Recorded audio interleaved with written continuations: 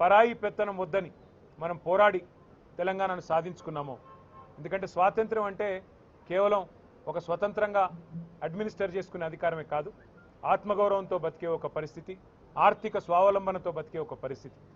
అట్లాంటి పరిస్థితిని కేసీఆర్ గారి నాయకత్వంలో మనం 2014లో తెలంగాణ సాధించుకోవడం ద్వారా మనం అర్జించుకుంటే ఈరోజు పూర్తి భిన్నంగా దానికి పరాయి వాళ్ళ పాలన పోయింది, ఢిల్లీ కిరాయి పాలన మొదలైంది అనే విధంగా ఢిల్లీ పార్టీల పెత్తనం మళ్ళీ ఒక్కసారి తెలంగాణ మీద నడుస్తూ ఉన్నది.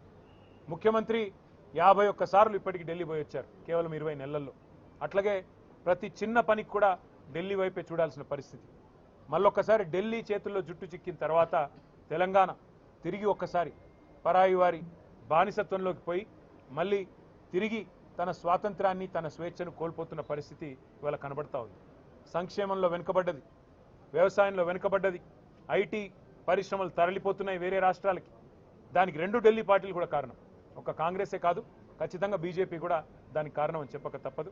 అందుకే నేను తెలంగాణ ప్రజలకు చేసే విజ్ఞప్తి ఒకటే. పెద్దలు జయశంకర్ గారు ఒకసారి కాదు కొన్ని వేల సార్లు చెప్పారు, స్వీయ రాజకీయ అస్తిత్వమే తెలంగాణకు ఏనాటికైనా శ్రీరామ రక్ష. సాధించుకున్న స్వాతంత్రాన్ని కాపాడుకోవాలి, ఆ స్వతంత్రంగా బతికే తెలంగాణలో ఆత్మగౌరవంతో బతకాలి.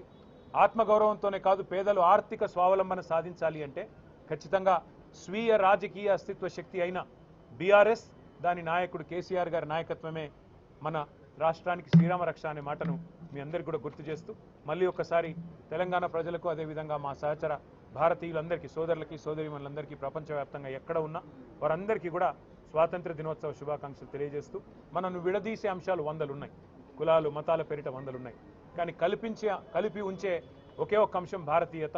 అది కోల్పోకుండా అందరం కూడా సహచరులుగా సోదరులుగా సోదరభావంతో ముందుకు పోదామని చెప్పి విజ్ఞప్తి చేస్తూ జై హింద్.